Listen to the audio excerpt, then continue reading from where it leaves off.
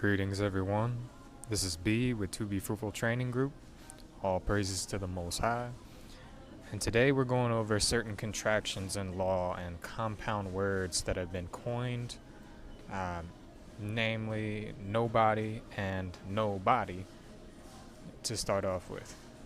So nobody and nobody do not have the same meaning in modern English.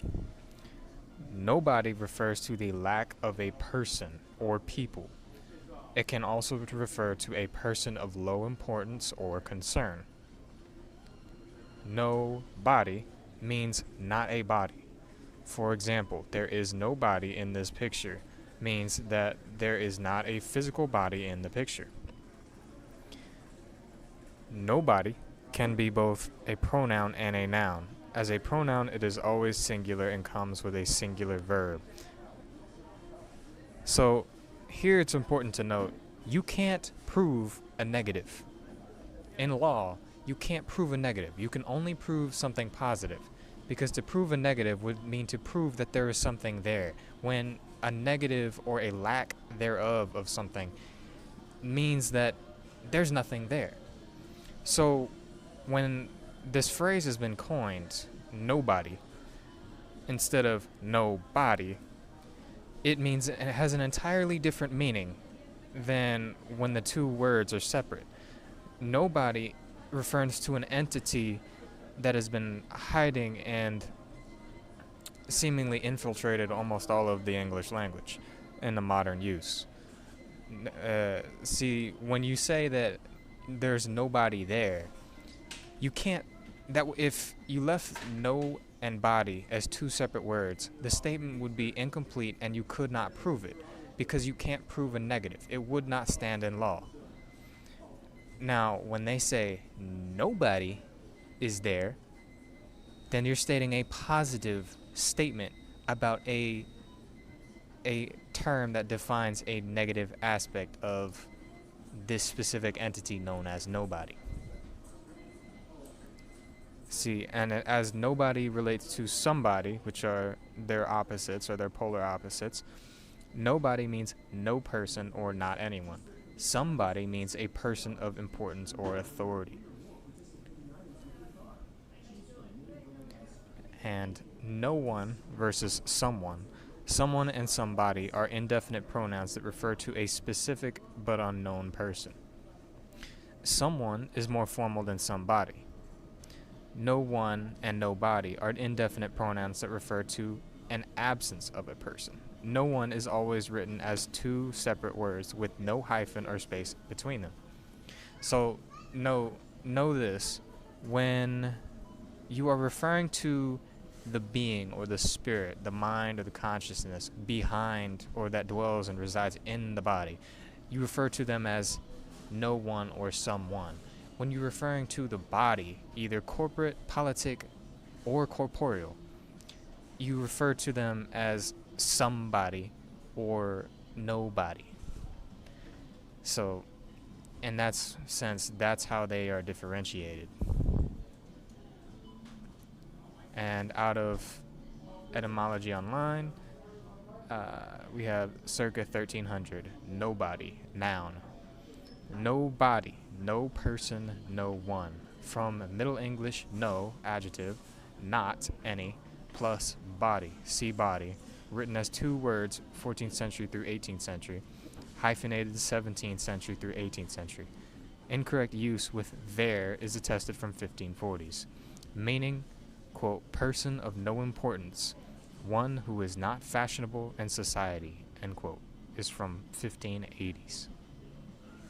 The following examples are under fair use, and they're for training and educational purposes, for the purposes of commentating, teaching, and education in a classroom setting.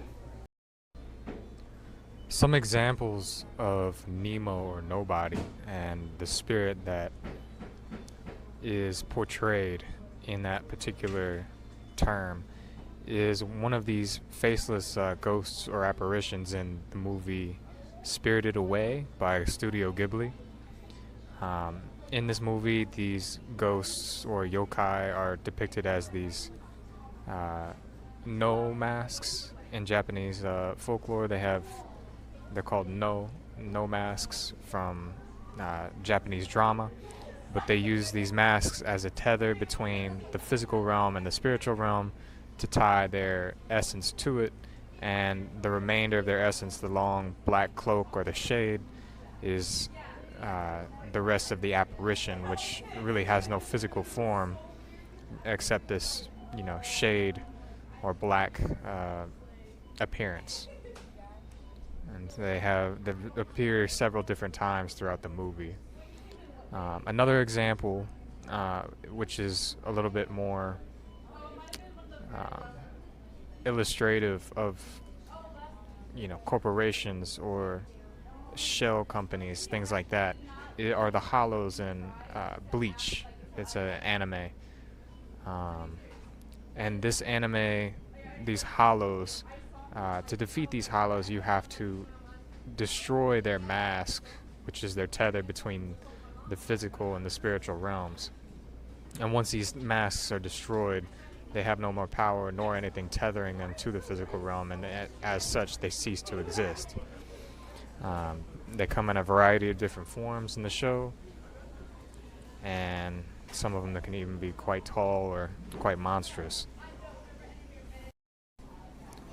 Another example would be Slender Man. Now, Slender Man is known to be this long, tall, dark figure in a suit, usually with tentacle arms, and a white, blank, featureless, expressionless face that evokes a sense of fear in most people, mostly because this entity, you can't read its facial expression, so it subconsciously it brings out that sense of fear in most people. But this particular type of entity, the way they portray it is, something that, again, feeds off of the fear or emotional energy of people or especially children. And it's important to note that in one of the video games, or I believe in most of them, if I'm not mistaken, the goal of the game was to recover these lost pages or these lost notes that are scattered throughout the area where Slender Man is, and you have to reach all of the notes before this Slender Man can get to you. So it's very similar in essence to what a lot of these spirits or nobody do even in real life.